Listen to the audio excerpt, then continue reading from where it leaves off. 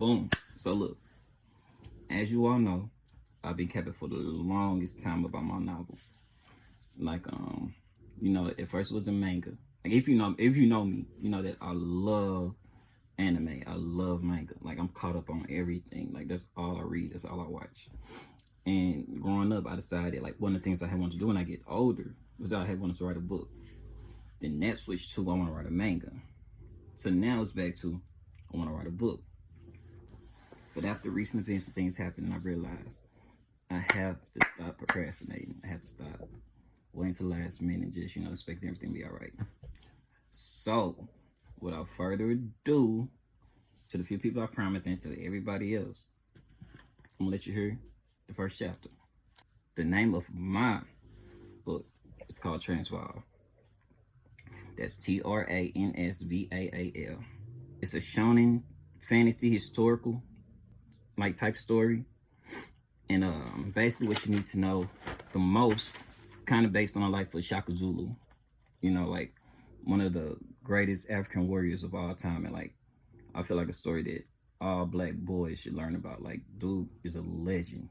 Even like just from where he came from and like how he started from the very bottom, moved up. Like dude is a straight my favorite warrior of all time. Magic in my book is called Edon.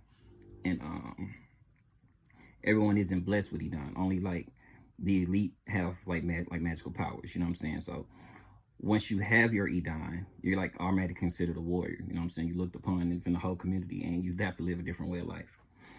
Okay, like TransVaal is a whole different land, but the tribes that we're dealing with right now, there's gonna be some more, but the tribes we're dealing with is known as the Nguni tribes.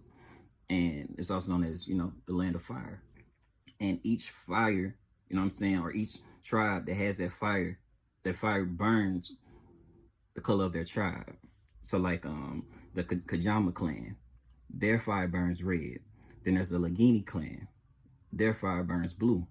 Then there's the Kwabe clan, their fire burns purple. And finally, there's the Dwande clan, their fire burns orange. Edon is basically power. Edon is magic. The more Edon that you can control and use, that's how powerful you are. So, that's kind of like how the background I had to put in, just so you know what I'm saying, you'll understand my story. I don't want to get into it and start reading it, and then you get lost and confused, like what the hell is he talking about? Running through the woods alone in complete darkness with tears falling from his eyes, a small boy contemplates over his life. He bars his eyes out, wondering why does his father hate him and his mother so much that he will order their death. The boy's name is Shaka. He thinks to himself about his life up until this point and is totally clueless as to what action him and his mother acted upon, which made them deserve to be killed in their sleep. His whole life he had been weaker than the other boys, including his own little brother Saguna, who at the age of 10 was already taller, bigger, and stronger than him. It was already decided that Saguna would be the next in line to becoming chief and accepted by the Kraw. So why was it that him and his mother were being hunted down through the night like wild boar? He understood that he was weaker due to a mysterious medical condition that would leave him weak and in pain for days, something like some disease known as sickle cell, and he understood that the Zulu's chief could not be sickly. But even still, his father despised him. It wasn't always this way. Up until his father Senza, the Red Hand of Death, chief of the Kajama tribe, had made a second wife, he loved them. But now it seemed as if she had poisoned his father against him. And at the age of 5, it was as if his father stopped loving him. From then on, he gave all of his love and affection to his half-brother Saguna, while refusing to even look at Shaka. When Saguna Edon manifested early at the age of 8, Saguna became the apple of his father's eye and everything Shaka wanted to be. Saguna always bullied Shaka for being weak and treated him with contempt on a daily basis. He ordered the other boys of the tribe to not include him in games like Zabadi and to treat him as an outcast. Shaka never spoke of it to anyone but his best friend Benny, but he really hated Saguna almost as much, if not equally, as much as he envied him. But he knew that he was weak and powerless and knew that he would never be able to best his little brother. He couldn't believe that his life had came to this point. A few hours earlier, his friend and the girl he secretly loved, Enel, warned him and his mother that they had been ordered to be killed by Chief Senza, and it was her father who would carry out the deed, for he was the leader of the Mashosho. Nandi, Shaka's mother, who was a warrior herself from the tribe of Laguna, of the blue flame, came up with a plan to go ahead and eliminate any guards along the way and asked Enel to head out behind her to guard Shaka. The plan was to meet in the woods by the riverbank, where she would go to bathe by the waterfall. Before she left, she gave Shaka a small spear and told him to keep it close. It was something precious intended just for him. She then pulled out her sword and left the room, leaving Shaka in confusion. They waited 10 minutes before heading out themselves, and upon leaving the kraal, Shaka shuddered at the bodies that littered the halls. Enel pushed Shaka along and urged him to get to the river. He had never seen this much death and never knew his mother was even capable of this type of devastation. There were bodies and severed limbs littering the halls, all through the kraal and along the way to the woods. It was completely dark outside by the time they arrived to the forest. Shaka had so much on his mind while simultaneously going through emotions of fear, hate, and sadness. Fear of what the future had in store, hate for his father, and sadness that he would probably never see Nell again. He wanted to tell her about the feelings that he had for her. In his mind, he knew that she could never love a weakling like him. They clasped each other by the thumbs together and they said bye. Enel wanted to tell Shaka that she loved him, but she had already been promised to his brother Suguna. Instead, she made him promise that he would come back alive. With tears in his eyes, he promised her that he would one day see her again, and he quickly left to meet up with his mother at the riverbank. He could not believe that his life, as sad as it was becoming a nightmare. Why was he even born? Why had the gods cursed him? Nothing made sense to him. He wished then that he would never be born. It was at that moment when he saw a blue fire in the distance and heard weapons crossing each other in battle. Upon reaching the clearing, he saw his mother on her knees, being laughed at and taunted by the 3 members of the Mashosha, the elite warriors of the Zulu. She was surrounded, and he knew that if he did nothing, the person he loved most in this world would cease to exist. He felt so much rage and anger, and he remembered the small spear his mother gave him. He decided then and there that he would die with his mother, fighting to the very end. At that moment, he found himself in a different area. Instead of the woods being around, he found himself in what seemed to be a totally different country, and it was still nighttime.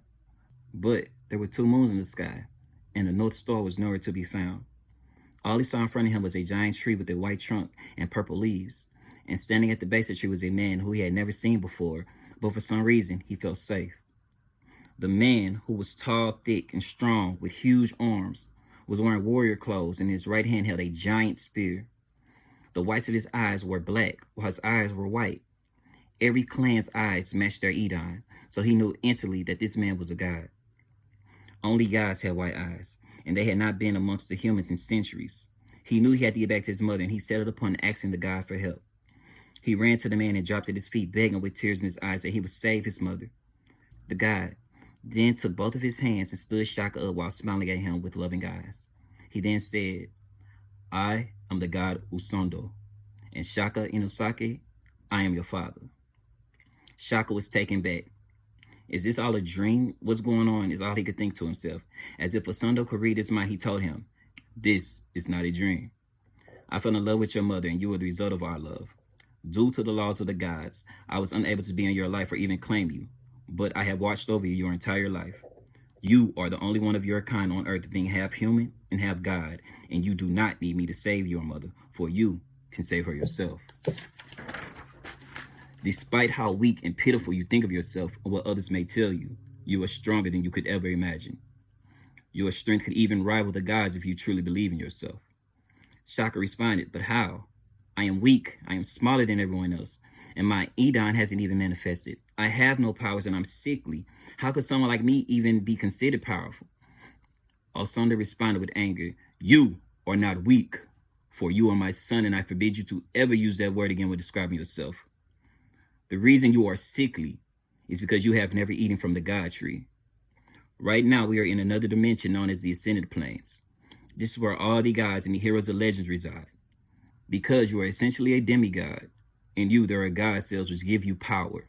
But this power must be replenished by the fruit of the God tree once a year. Because this has never happened in your life, your cells are malnourished and they feed upon your earthly cells to stay active, which is why you get sick. We do not have much time.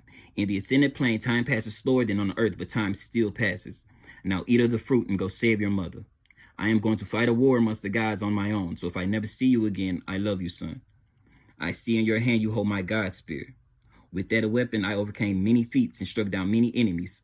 With it, you will one day rule the world if you should choose to. He embraced his son Shaka one more time and kissed him on his forehead. At that moment, Shaka found himself back at the riverbank with the God Spirit in his right hand and fruit from the God tree in his left.